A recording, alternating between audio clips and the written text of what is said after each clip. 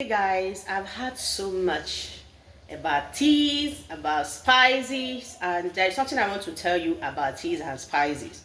Unless you are using spices for using sake, you are drinking teas for drinking sake.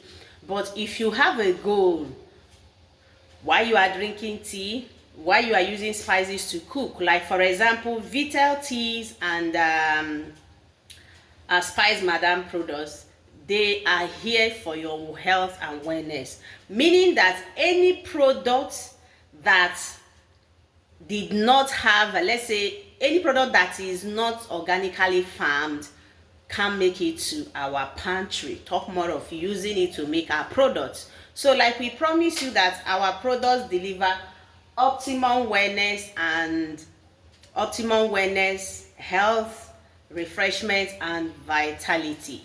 So you have to use our products to ensure you are using the right thing, and that is the reason we talk about organically farmed raw materials. Okay, so I don't know if you go to other countries, a whole lot of people in different countries, they are making, in fact they are generating a whole lot of money in their economic sector thanks to teas, spices. These things are farmed all over the world. I know companies in America, Canada, United Kingdom that support communities in India and other countries that farm all these their tea and spice raw materials. So I don't know why in Nigeria we can't promote our own. There are so many herbal products that deliver optimum wellness and refreshment here in Nigeria.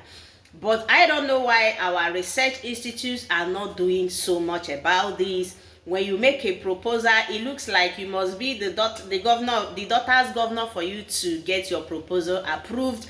I don't know what these institutions are doing here in Nigeria. Then our doctors are not helping a lot. Well, they will tell you, oh, you don't have to do this, you don't have to drink this and that. I think proper herbal education is needed here in Nigeria. So proper herbal education is one of the things that can really help us in this our nation. Okay, so this idea of don't drink this, it will harm your kidney, who told you that? Which research is supporting that? What about other big pharma medications? So I think inferiority complex is part of the things weighing us down in Nigeria, and at the end of the day killing us. It's just like Hedis. Hedis is one of the popular award program in Nigeria, but look at how Nigerians are underestimating Hedis. Look at how they are overlooking our own, and they are all looking at the Oscars. Is it your country that owns it? So let us be very careful as we are aiming to win internationally. Let also take care of our local ones. So this applies to every sector of the economy.